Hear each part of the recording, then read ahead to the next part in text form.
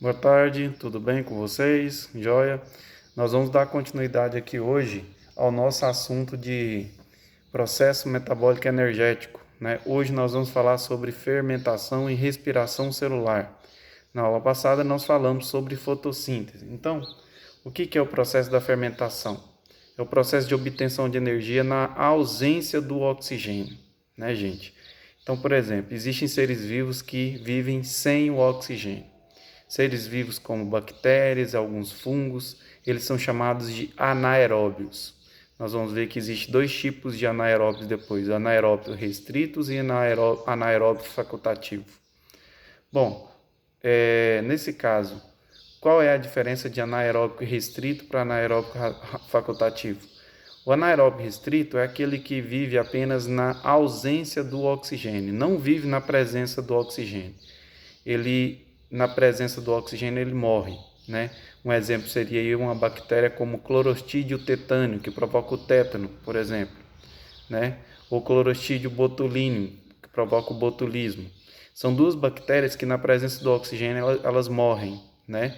Elas utilizam o processo da fermentação, que é um processo anaeróbio, ou seja, na ausência do oxigênio. E nós temos o anaeróbico facultativo, que é aqueles que vivem ou na presença ou na ausência do oxigênio, que no caso aqui seriam os fungos que fermentam, né? Que utilizados na produção de bolos, de pães, por exemplo, né?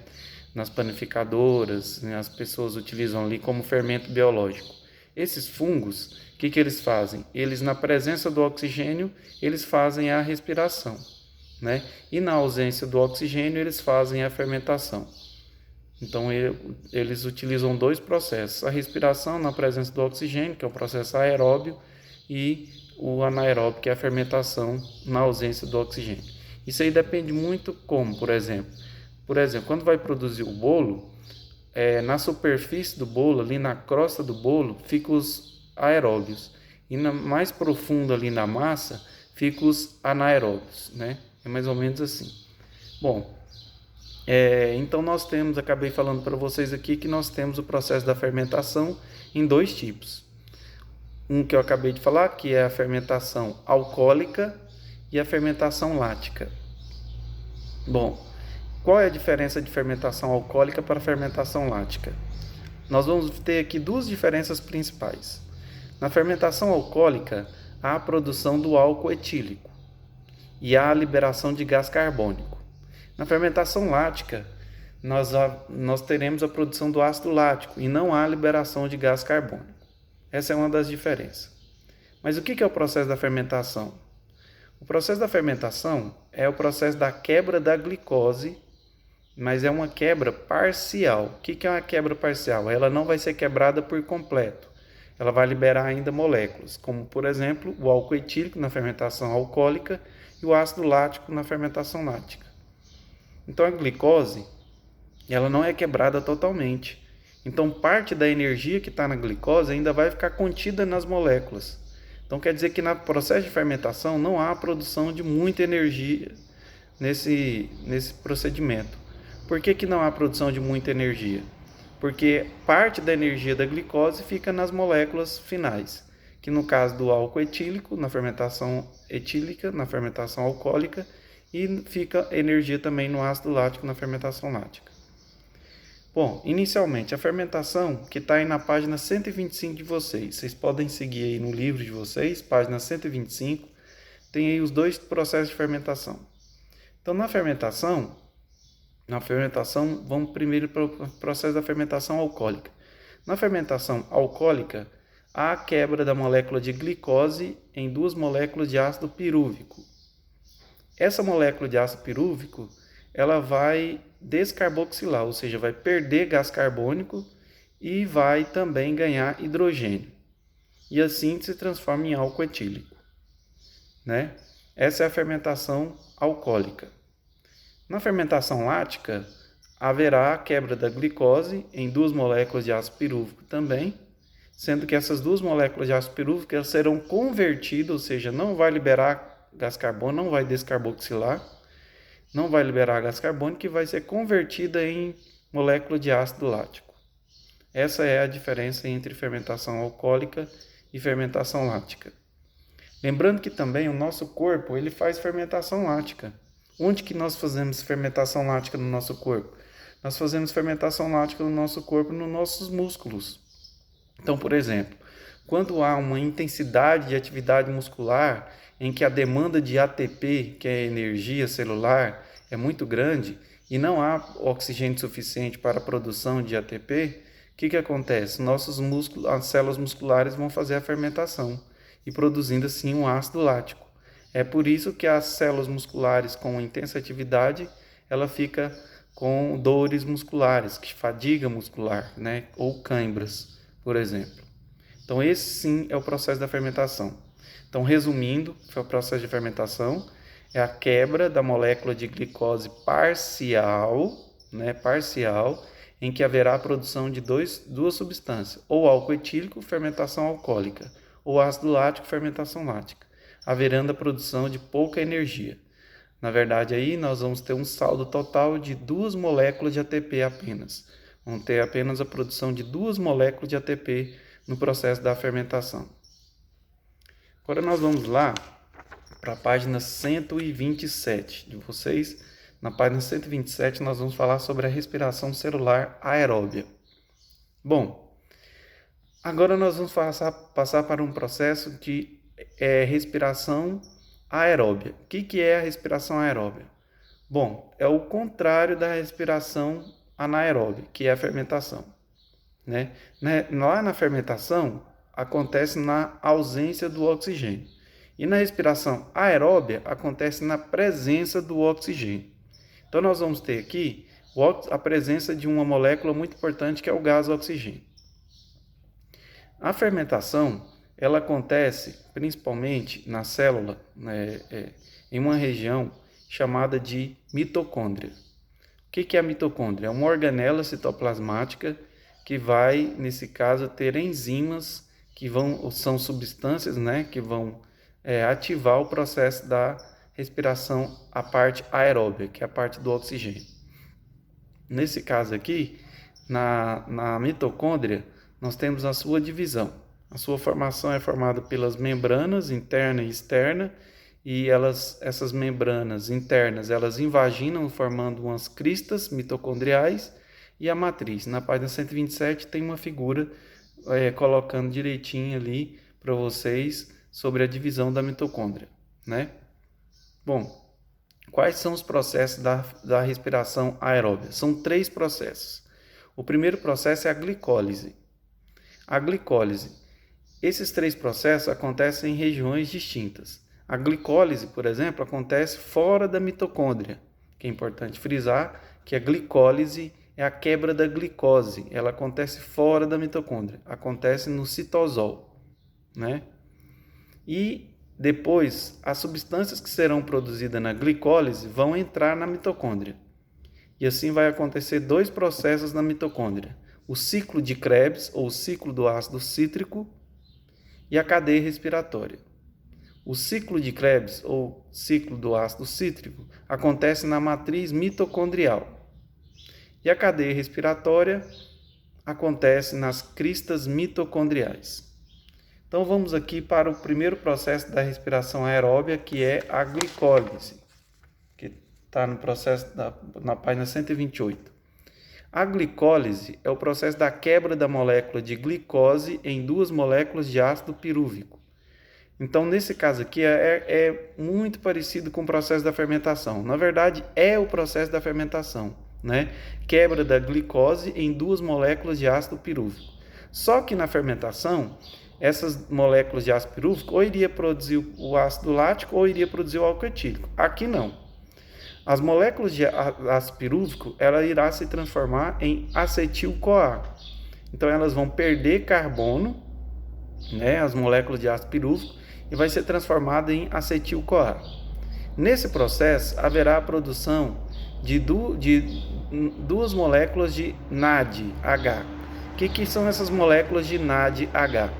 As moléculas de NADH são moléculas transportadoras de hidrogênio. Por quê? Porque quando a molécula de glicose é quebrada, né, processo glicólise, quebra da glicose, quando a molécula de glicose é quebrada, haverá a liberação dos hidrogênios da molécula. Esses hidrogênios da molécula vão para os transportadores de hidrogênio, que é o NAD e o FAD. Mas no caso da glicólise, haverá apenas o NAD. E o NAD vai, no caso, receber os hidrogênios e ficam NADH. Então, haverá a produção de moléculas de NADH e moléculas de ácido pirúvico, e que é transformado em acetil-CoA aqui na glicólise. Agora vamos para a mais importante, que é a molécula de ATP. Na glicólise, haverá, no caso, na quebra da glicose, haverá a produção de moléculas de ATP também. No caso, haverá a produção de 2 moléculas de ATP. Na verdade, são produzidas 4 moléculas de ATP, mas são consumidas 2 no saldo positivo das 2 moléculas de ATP. Né? Produz 4, consome 2, então dá total 2 moléculas de ATP. Então, acaba assim o processo da glicólise, que é a produção do ácido pirúvico sendo convertido em acetil-CoA, e uma produção de NADH e a produção de moléculas de ATP. Vamos agora para o ciclo de Krebs, que acontece na matriz mitocondrial, dentro da mitocôndria. Então, o que vai acontecer agora? As moléculas de acetil-CoA vai entrar na mitocôndria, na matriz mitocondrial. As moléculas de acetil-CoA é aquelas moléculas que foram produzidas a partir do ácido pirúvico, né? Que foi liberado na glicólise, na quebra da glicose. Então, o que acontece? As moléculas de acetil-CoA vai juntar-se ao ácido oxaloacético, que é um ácido que está presente no ciclo de Krebs, ou ciclo do ácido cítrico. Então, nesse caso aqui, o que vai acontecer? Vai acontecer uma conversão, ou seja, uma transformação do ácido oxaloacético em ácido cítrico. Por isso que o processo é chamado ciclo do ácido cítrico. Então, o que vai acontecer? A molécula de acetil-CoA vai se juntar ao oxaloacético, se transforma em ácido cítrico. E assim, haverá a produção de moléculas intermediárias, formando um ciclo, até que no final desse ciclo, o ácido oxaloacético se recompõe, né?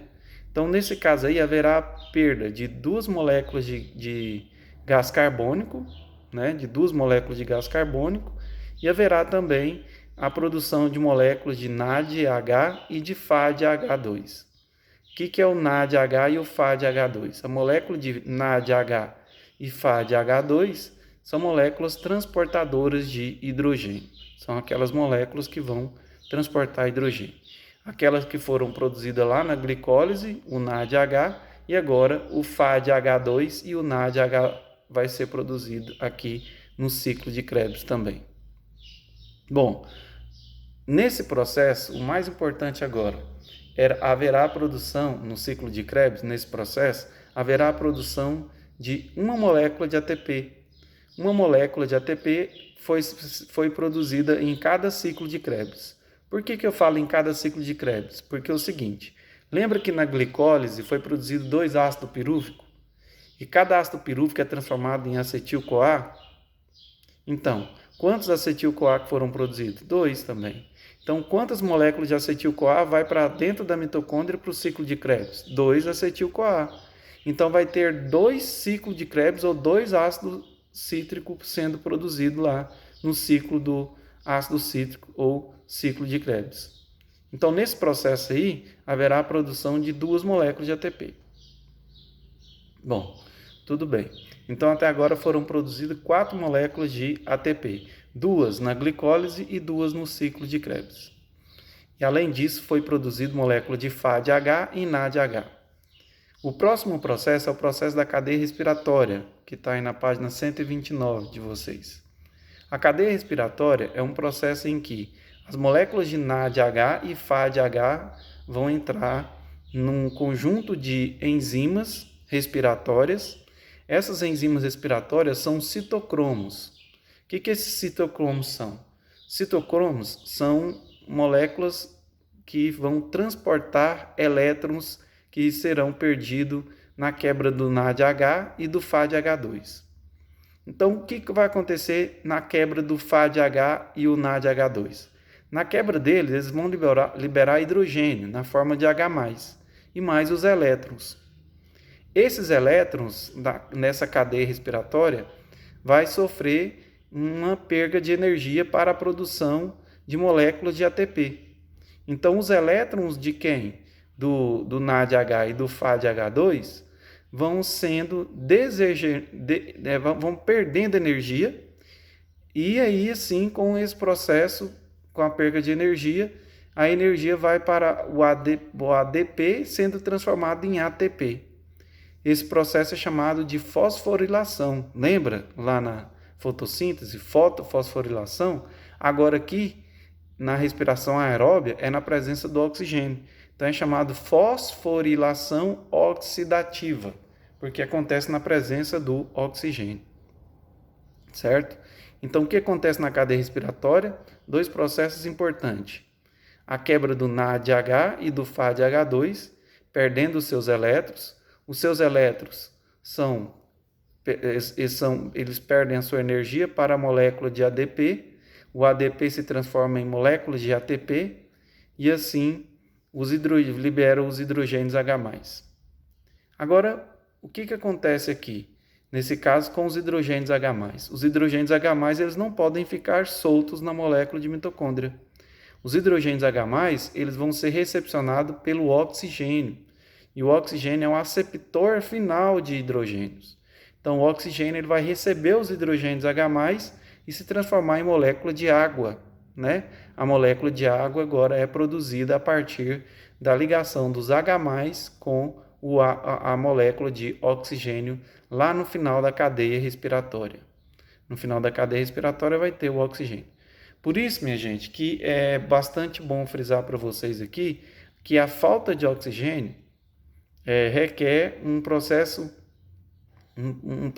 nesse caso aqui, na célula, que seria a sua morte. Por quê? Porque a morte da célula. Porque haverá a produção de muitos hidrogênios H+, e não tendo oxigênio, não vai receber os H+, para transformar em água.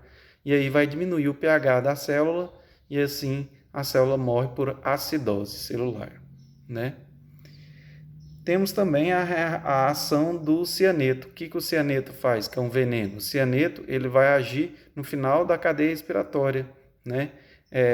Obstruindo o processo da liberação dos elétrons.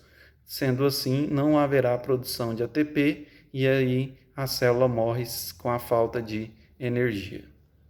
Bom, esse daí é o processo da respiração celular, tendo como um balanço energético. Nós temos aqui na página 130, né, o balanço energético dela. Então nós temos o quê? Que a respiração celular é a molécula de glicose quebrada totalmente, né? Respiração celular aeróbia, a molécula de glicose foi quebrada totalmente na presença de 6 átomos de oxigênio, então C6H12O6, que é a glicose, na presença do gás oxigênio, que é o O2, vai liberar gás carbônico, 6 moléculas de gás carbônico, mais 6 moléculas de água e 36 moléculas de ATP, sendo elas 2 produzidas na glicólise, 2 produzidas no ciclo de Krebs, né? E 32 moléculas de ATP produzidas só na cadeia respiratória. Então, esse aí é o saldo, 36 moléculas de ATP. Então, fazendo uma comparação com a fermentação produz só 2 moléculas de ATP, que é na ausência do oxigênio. E agora, na presença do oxigênio, a respiração celular aeróbia produz 36 moléculas de ATP, que é uma diferença muito grande. Bom, pessoal, é isso daí. Espero ter ajudado para vocês nessa explicação de fermentação e respiração celular. É um processo um pouco confuso, porque tem muitos nominhos chatos, mas se vocês forem fazer uma leitura no livro também, vão seguindo aí os exercícios, vai dar tudo certo. Tudo bem? Ok, fica com Deus.